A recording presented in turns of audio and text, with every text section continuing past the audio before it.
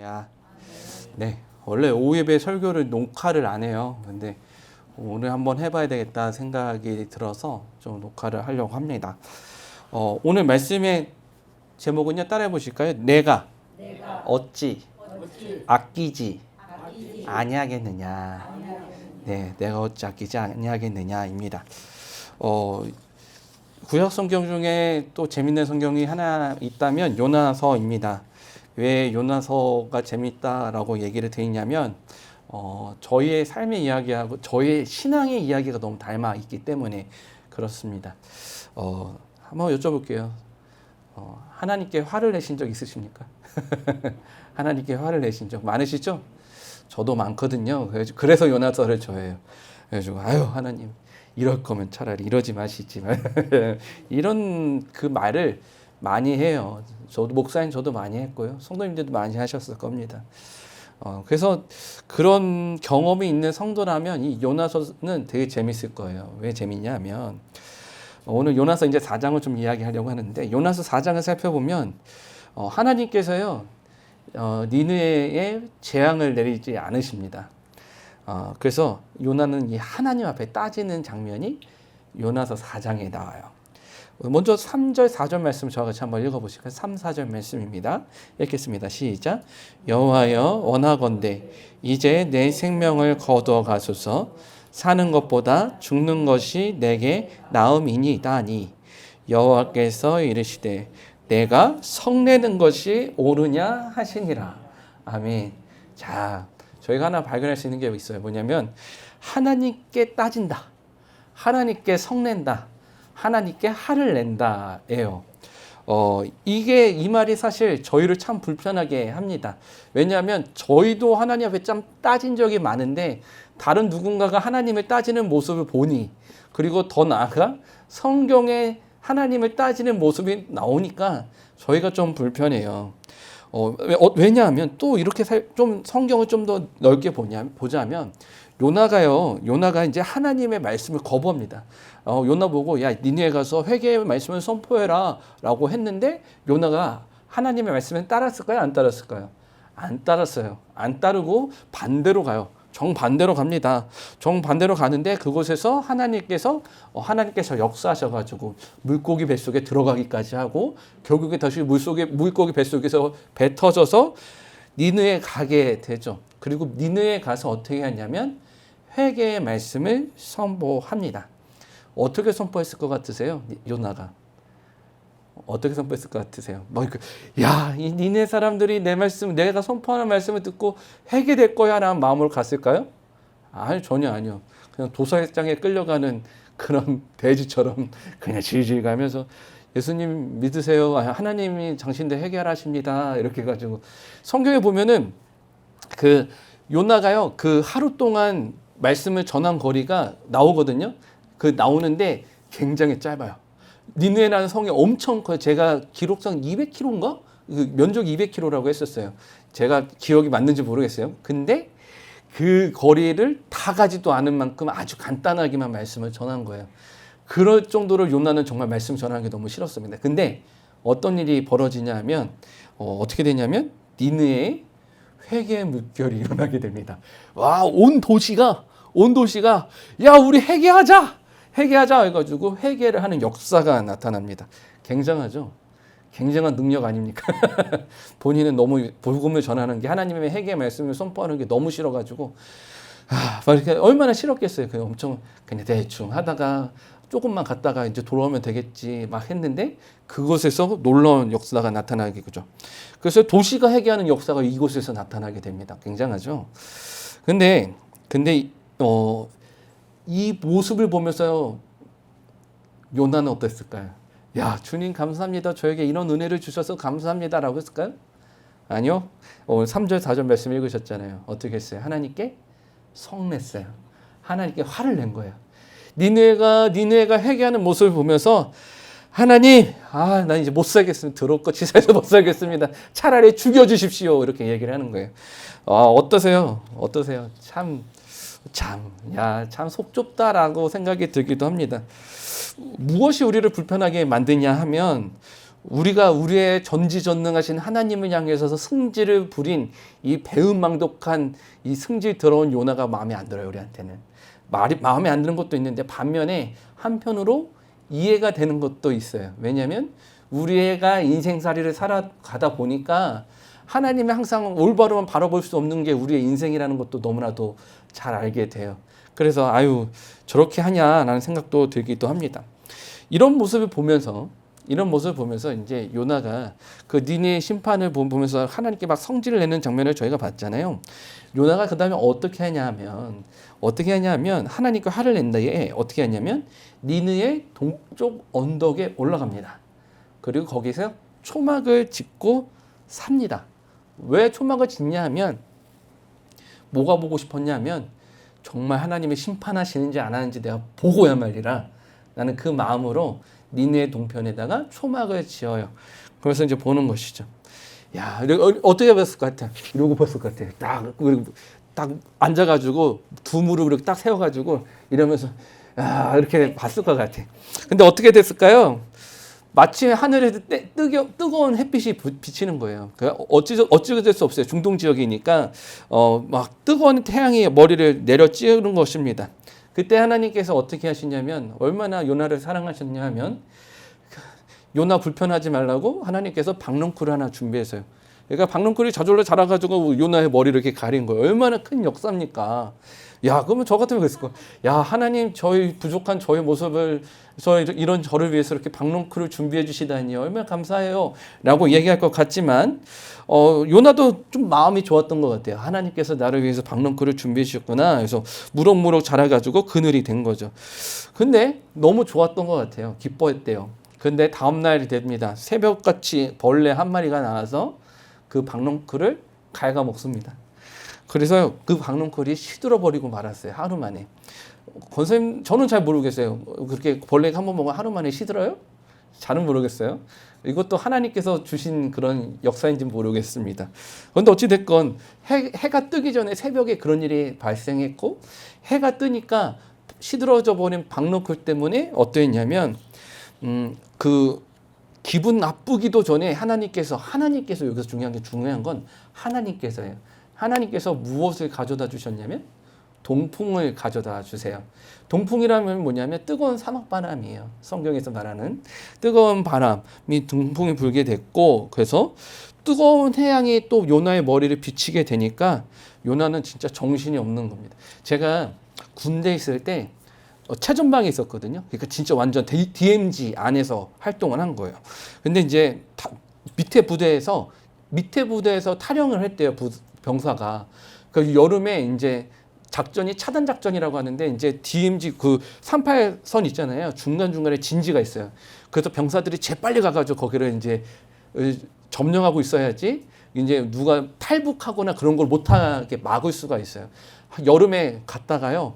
제가 이제 이게 상황병이었는데 이제 통신까지 하는 사람이에요. 그래가지고 들고 계단 언덕을 내려가가지고 여름에 이제 북한군을 감시해야 되는 이제 저희 이제 부대 쪽을 감시하는 거예요. 누가 넘어오나 안 오나. 2박 3일 이틀에 있었거든요. 이틀 1박 2일이 있었어요. 근데 여름이었거든요. 죽는 줄 알았어.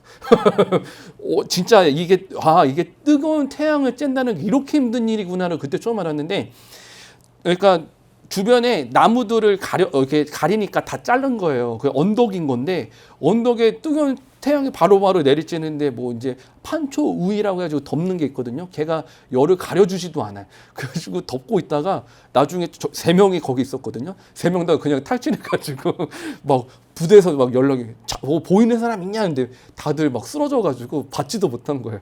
그러다가 이제 밑에서 이제 올라오면서 야 정신 차려 막 깨워가지고 그때 정신 차려준 적이 있는데 너무 태양이 뜨거우니까 진짜 정신을 못 차린다는 게 이해가 되더라고요. 요나도 그런 경험이었을 것 같아요. 너무 뜨거운 태양 때문에 막 정신도 없었는데 너무 그것이 감사했던 것이죠. 근데 이제 어찌됐건 그 감사했던 좋았던 그 박넝쿨이 이제 말라 비틀어져 보니까 이제 짜증이 나고 승질이 나기 시작한 겁니다. 그래서 다시 어떻게 했냐면 요나가요. 어떻게 했냐면 전에는 좀 하나님을 향해서 좀 기뻐하는 마음이 가졌다가 지금은 이제 어떻게 하냐면 다시 하나님께 성질이 납니다. 제가 여기다 설교문에다 이렇게 적었어요. 신앙의 히스테리. 신앙의 히스테리예요. 어떠세요? 좋았다가 이거 하루도 안 돼가지고 야 하나님 못해 먹겠어요 하면서 이렇게 하는 거. 우리의 삶이 좀 그러지 않아요? 좀 신앙의 히스테리가 있지 않습니까? 언제는 좋을 때도 있지만 바로 하루도 안 돼가지고 아유 못 살겠어 막 이런 게 우리의 삶의 모습 아니냐는 거죠. 그런 우리의 그런 왔다 갔다 하는 우리의 신앙의 모습을 보면서 하나님께서 말씀하신 건데 4절 말씀이에요. 4절 말씀 저같이 한번 읽어보도록 하겠습니다. 읽겠습니다. 시작. 여호와께서 이르시되 내가 성내는 것이 옳으냐 하시느냐. 아멘. 뭐냐면 이렇게 말씀하세요. 야 요나야 너가 이 박농쿨로 화를 내는 게 맞냐? 라고 말씀하신다는 거예요. 사실 이 박농쿨이요 요나가 심었을까요? 요나가 심은 것도 아니에요. 그리고 요나가 자라게 한 것도 아닙니다. 우리 이제 좀 아시는 분들 이제 꽃을 키우시거나 이제 농사를 지으신 분들은 잘 아시겠지만 박농쿨이 하루 만에 그렇게 막 잎사귀가 자라고 그러지는 않잖아요. 그거 보면 분명한 게 있어요. 뭐냐면 하나님께서 키우셨다는 거예요. 그죠? 근데 그럼에도 불구하고 요나는 무엇을 이야기하냐면 나의 기쁨, 나의 만족, 나의 위로가 사라지게 됐다고 화를 내고 있는 거예요. 나를 기쁘게 해줬던 것 중에 하나가 사라졌다고 하나님께 화를 내는 게 여기서 이렇게 이야기하는 거예요. 그래서 하나님이 이렇게 분명히 말씀하셨어요. 야 요나야 너 박농쿨로 인해서 성질을 내는 게 그게 맞는 거냐라고 물어보신다는 거죠. 근데 이 요나의 대답을 보면 9절 말씀이에요. 9절 말씀 저와 같이 한번 읽어보겠습니다. 읽겠습니다. 시작. 하나님이 요나에게 이르시되 내가 이 박농쿨로 말미암아 성내는 것이 옳으냐 하시니 그가 대답하되 내가 성내어 죽기까지 할지라도 옳으니이다. 아멘. 이렇게 얘기해. 예 주님. 예 주님. 뭐라는 거예요? 예 하나님. 제가요 성질을 내는 게 당연한 겁니다. 굉장한 말 아닙니까? 사실 이거 저희 막 이제 화가 나셔야 돼요. 왜냐면 요나가 굉장한 말을 하는 거예요. 야 요나야 너 나한테 화를 내는 게 맞아? 라고 묻는 그 하나님의 물음에 예 하나님 제가 당신한테 화를 내야 되는 게 당연한 겁니다. 라고 말하는 거예요. 굉장한 이 도발적인 그 신앙. 요나가 굉장히 화가 난 것도 맞는 것 같고 요나가 굉장히 속상한 것도 맞는 것 같아요. 근데 저희는 알잖아요. 뭘 아냐면 요나가 굉장히 속상할 일이 굉장히 그렇게 하나님을 향해서 따질 속상한 일일까요? 아닐까요? 아니라는 거예요. 그 박농쿨이 거기에 요나가 있던 자리에 하나만 나가지고 그거에 대한 굉장히 특별한 마음을 가졌는지는 저희는 잘 모르겠어요. 근데 박농쿨이 뭐 잘할 수도 있고 말라 비틀어질 수도 있다라는 거죠. 그걸 가지고 하나님한테 화를 내면서 하나님께 하는 이야기가 네 주님 하나님 저는 당신께 화를 내는 게 당연합니다 라고 얘기를 한다는 거예요. 야 굉장한 거 아닙니까? 근데 이 말을 본 저 같으면 하나님이라면 그냥 벼락을 쳐가지고 그냥 죽여버릴 것 같은데 야 너 같은 애 필요 없다 내가 진짜 하면서 하실 것 같은데 하나님은 요나를 그렇게 두시지 않으세요. 11절 말씀이에요. 11절 말씀 저 읽어보겠습니다. 시작. 하물며 좌우를 분별하지 못하는 자가 12만여 명이요 가축도 많이 있나니 내가 없지 아끼지 아니하겠느냐 하시니라. 아멘. 야 뭐라고 말씀하시냐면 요나가 그렇게 화를 내는 그런 모습을 보면서 하나님께서 이렇게 얘기하세요. 야 요나야 여기 니느웨에는 좌우를 분별하지 못하는 자가 12만 명이나 있다. 근데 내가 어찌 이 사람들을 아끼지 않겠느냐 하면서 성경이 끝난다는 사실입니다. 이게 그러니까 성경의 묘미라고도 할 수 있고 어떤 것들은 되게 좀 기승전결이 좀 완벽했으면 좋겠거든요. 근데 성경의 좀 또 맛이 이런 거예요. 또 뭔가 근질근질하게 또 안 끝내요. 그래서 저희가 또 살펴볼 필요가 있는 거예요. 뭐냐면 이 요나서가 지금 질문으로 끝나고 있다라는 거죠. 야 요나야 이 사람들을 내가 어찌 아끼지 않겠느냐라고 말씀하시면서 이 요나서는 끝을 맺게 됩니다. 즉 이 말은 무슨 말이냐면 요나서가 주는 것은 분명해요. 우리에게 질문을 주는 책이라는 거예요. 예. 다시 한번 따라해 보실까요? 요나서는 질문을 주는 책이다. 네, 질문을 주는 책인 거예요. 어떤 질문이냐? 우리가 신앙의 히스테리라고 했죠. 신앙의 히스테리를 살아가는 우리들에게 가져야 할 신앙의 질문들을 알려주는 책이 요나서다라는 거예요. 하루에도 몇 번씩 하나님이 좋았다가 싫었다가 하나님을 짜증냈다가 하나님이 좋았다가 하나님을 사랑했다가 하나님을 잊어버렸다가 하는 그런 우리들에게 우리가 간직해야 될 질문에 대해서 이야기하는 책이다라는 것이죠. 그러면 요나서가 우리들에게 던지는 질문은 무엇이냐? 첫 번째는 따라해 보실까요? 나에게 있어 겨우 박넝쿨이 인생의 기쁨이냐? 네. 저에게 있어 우리에게 있어서 겨우 박넝쿨이 인생의 기쁨이냐라고 묻고 있는 거예요. 뭐가 좋으세요? 뭐가 즐겁고 뭐가 행복하세요? 사실 요나서가 저희에게 주고 있는 첫 번째 질문은 뭐냐면 무엇을 가지고 기뻐하고 있느냐라는 겁니다.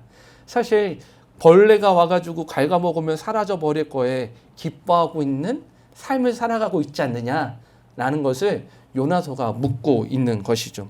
요나서를 읽다 보면요, 진짜 뭐 그렇게 나오는 책들이 많지는 않겠지만 요나서를 읽다 보면 이 기뻐하였다라는 이 말이 유독 없습니다. 무엇을 보면서 기뻐하였다라는 것보다는 요나의 인생이 요나의 그 신앙이 굉장히 좀 우울하고 좀 까탈스러운 인생이었다는 것을 저희는 발견하게 돼요. 굉장히 자기 주장도 강했던 사람이 요나였다라는 것도 저희가 발견하게 됩니다.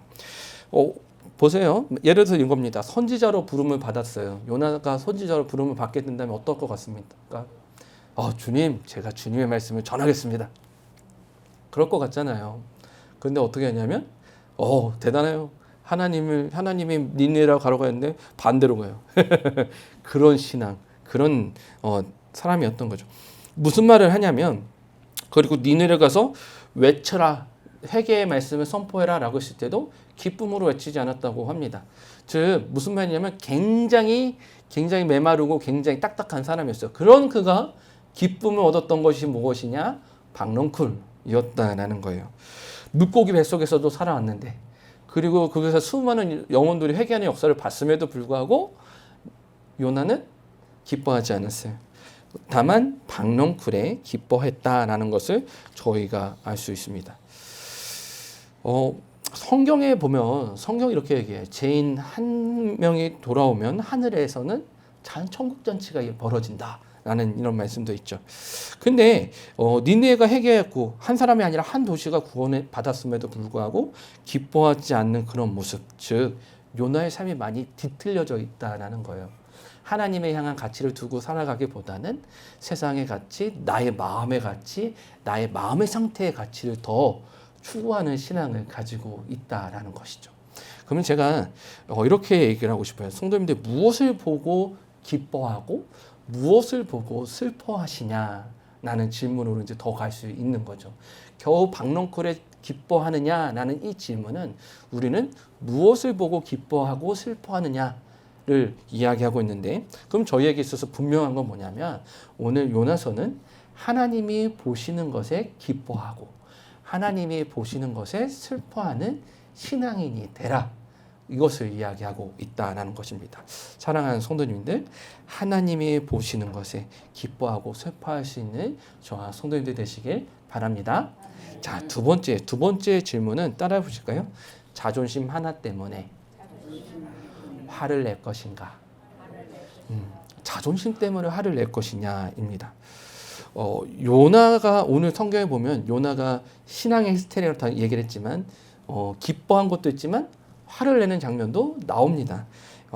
1절 말씀 다시 한번 읽어볼게요. 읽겠습니다. 시작. 요나가 매우 싫어하고 성내며. 아멘.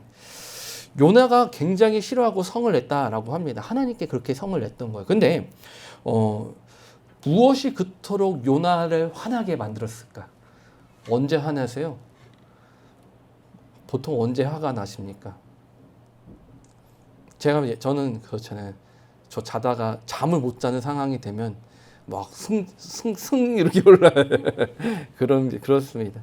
저희 아내가 씩 웃는데 언제 화가 나요? 우리 예람자매 화가 언제 나요? 뜻대로 안 될 때. 알겠습니다. 또 누구 여쭤볼까? 유진호 검사님 화내세요? 언제 나세요? 언제 내세요? 유진호 검사님 화내신 거 본 적이 없네. 당연히 못 보겠지만. 언제 화가 내세요?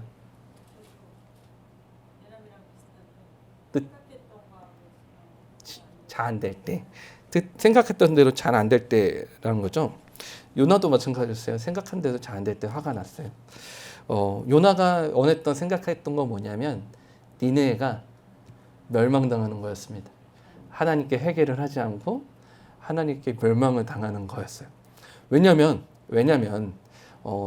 이 요나의 당시를 이제 바벨론 포로기로 보고 있거든요. 그러니까 무슨 말이냐면 그런 이스라엘을 고통 가운데 있게 한 그 바벨론의 도시 니느웨를 멸망당하는 것이 당연하다고 생각했던 것 같아요. 아수르요. 아수르 사람들은 니느웨 이스라엘 사람들의 원수였어요. 왜냐하면 아수르 때문에 북이스라엘의 멸망을 당했거든요. 근데 다른 성경 나홈서에 보면은 이렇게 얘기를 해요. 아수르에서 예루살렘 성을 쳐들어왔을 때 그곳에 있는 예루살렘 사람들을 아주 잔혹하게 죽였다라고 얘기까지 하고 있습니다. 그래서 이제 아수르라는 이제 나라에 대해서 굉장히 이제 반감이 있었고 굉장히 이제 이 나라는 멸망당해도 싼 나라야라는 생각을 가지고 있었던 것이죠. 이것은 이제 요나만의 생각이 아니라 당연히 이스라엘 백성들 모두의 생각이었을지도 모르겠습니다. 근데 중요한 것이 하나가 있습니다. 무엇이냐면 민족적으로는 그렇게 생각할 수 있어요. 근데 하나님의 종으로 부름을 받은 자가 누구였냐면 요나였다라는 것이죠. 하나님의 종으로 부름을 받게 됐다라는 것은 나의 그런 마음을 내려놓고 하나님의 시선과 그러니까 무엇에 아까 전에 하나님이 기뻐하시는 것과 슬퍼하는 것에 우리 신앙이 나가야 되는데 요나는 그러지 못했던 거예요. 하나님의 마음으로 시선으로 바라보기보다는 나의 생각과 마음으로 바라보게 된 것이죠. 하나님께 돌아오라고 선포해야 했음에도 불구하고 요나가 다른 사람들과 똑같은 감정을 가지고 니느웨에서 하나님의 말씀을 외칩니다. 얼마나 성의 없게 말씀을 외쳤겠어요. 근데 그 말씀을 듣고 니느웨가 돌아오게 되는데 이걸 보면서 니느웨가 돌아오는 장면, 그 사건과 그리고 니느웨가 멸망당하지 않는 모습을 보면서 화가 나게 됩니다. 이것이 굉장히 화가 났던 거예요. 나의 생각과 당연히 하나님이시라면 우리 민족을 이렇게 구원해 주시고 아수르를 심판하셔야 되는데 왜 이들에게 회개의 기회를 주시는가? 그것이 요나에게는 도저히 와닿지 않는 하나님의 역사였거든요. 근데 우리가 기억해야 되는 것이 있습니다. 무엇이냐면 포도원 품꾼 비유가 있어요. 제가 고등부 전도사일 때 고등학생 애들한테 포도원 품꾼 비유를 설명한 적이 있습니다. 잠깐 설명하자면 이거예요. 포도원에 이제 그런 수확을 위해서 이른 아침에 품꾼을 부릅니다. 근데 다 같은 시간에 부른 것이 아니라 3시, 6시, 9시에 부르게 되는 것이죠. 근데 품삯을 나눠줄 때 일찍 온 사람, 늦게 온 사람 상관없이 동일하게 품삯을 주게 됩니다. 그래서 일찍 온 사람들이 따져요. 어떻게 따지냐면 왜 저 사람보다 많이 받아야 되는 거 아닙니까? 라고 이렇게 따지게 되는 거죠. 그때 품삯을 주는 주인이 얘기합니다. 주는 사람 마음이다. 이렇게 얘기를 해요. 근데 이런 얘기를 하는데 한 친구가 그런 얘기를 하더라고요. 얘들아 이게 이해되지? 이거 말도 안 되는 거 아니냐? 막 이렇게 얘기를 했어요. 그랬더니 알바하는 친구가 그래요. 어차피 갑과 을의 관계여서요, 목사님, 전도사님 그냥 받는 대로 받는 거예요. 막 갑과 을이라고 막 그러는 겁니다. 그래서 틀린 말은 아닌데 뭐 사람의 관점에서는 일반적으로 일한 만큼 받아야 된다라고 생각을 하잖아요. 근데 하나님의 관점은 좀 다르다라는 겁니다. 하나님의 관점으로는 모두가 포도원의 주인이 주는 그 모든 그런 품삯과 그런 축복들을 누려야 되는 거예요. 모두가 부르심의 기회를 받는 것, 이것이 하나님이 말씀하시는 공의인 것입니다. 그래서 우리의 눈이 기준이 되기 때문에 하나님의 공의를 바라보지 못할 때가 너무나도 많습니다. 우리의 삶만 봐도 그래요. 우리가 보통 화가 나고 이렇게 화가 나고 하나님이 따지는 경우는 간단합니다. 우리의 눈으로 봤을 땐 너무 힘들고 우리의 눈으로 봤을 땐 너무나도 말도 안 되는 상황들이 펼쳐지기 때문에 그렇죠. 근데 하나님은 분명히 이야기하세요. 뭐냐면 하나님께서는 우리 모두가 그 공의를 누리게 원하시는 그 하나님, 공의의 하나님이시다라는 것이죠. 그러면 우리에게 그 부분은 해결이 되게 됩니다. 뭐냐면 우리가 자존심 때문에 화를 낼 수 있는가 없는가에 대한 부분은 결국 하나님의 공의에서 생각하게 된다면 우리의 자존심을 내세울 것들이 없게 되어진다는 것을 발견하게 됩니다. 때로는 우리의 생각대로 되지 않을 때가 분명히 존재합니다. 우리의 의지대로 되지 않을 때가 존재하기도 하죠. 근데 그런 것들의 대부분은 어떻게 보면 하나님의 공의로 해결되어지는 부분도 분명히 존재한다라는 것입니다. 그래서 나의 자존심, 나의 시선으로 하나님의 가리우기보다는 하나님의 마음으로 하나님의 공의의 사랑으로 그 바라보시는 저와 성도님들 되시길 바랍니다. 아멘. 자, 이제 마지막 질문이에요. 세 번째 질문 따라해 보실까요? 나는 무엇을 아끼는가? 나는 무엇을 아끼는가입니다. 요나서의 마지막 11절은요 이렇게 얘기합니다. 내가 아끼지 아니하겠느냐라고 이야기를 하고 있습니다. 하나님, 이거는요 너무 저에게 좋은 말씀이에요. 왜냐하면 반대로 생각하면 하나님이 아끼는 것은 영혼들이라는 것을 알 수가 있기 때문에 그래요. 그러니까 하나님께서 11절 내가 아끼지 아니하겠느냐라고 말씀하신다는 건 하나님이 아끼시는 것은 이 12만 명 분별하지 못하는 사람들을 아끼신다라는 겁니다. 물론 요나도 아끼시고요. 근데 문제가 있어요. 문제가 뭐냐면 이거예요. 하나님이 아끼는 것을 요나는 아끼지 않았다라는 거예요. 다시 한번 말씀을 드릴게요. 하나님은 12만 명의 분별하지 못한 영혼들을 아꼈지만 요나는 하나님의 종이었던 요나는 하나님의 그 아끼는 것들을 아끼지 못했다라는 것입니다. 오히려 무엇을 아끼냐면 하나님이 아끼는 것보다 하룻밤에 났다가 하룻밤에 말라 비틀어져 버린 박농쿨을 더 아꼈다라는 것이죠. 이것이 문제예요. 하나님이 아끼는 것과 요나가 아끼는 것이 서로 달랐다라는 것. 이것이 달랐다는 것이 문제입니다. 그래서요 하나님은 10절에 이렇게 얘기해요. 요나에게 야 요나야 네가 심었냐? 네가 키웠냐? 이렇게 물어보시는 거예요. 이렇게 묻는 것은 뭐냐면 이거예요. 야 네가 이렇게 말씀하시는 거잖아요. 하나님께서 네가 말씀하시고 11절에서는 내가 이렇게 하나님 말씀하시잖아요. 즉 무슨 말이냐면 요나의 생각, 요나가 가지고 있는 그 박농쿨을 향한 기쁨의 마음은 너가 가진 생각, 11절에서 말씀하시는 내가라고 말씀하시고 하나님은 하나님의 마음, 생각 그것을 분명히 얘기하는 거죠. 그래서 하나님은 내가 어찌 아끼지 아니하겠느냐 이렇게 얘기를 하는 겁니다.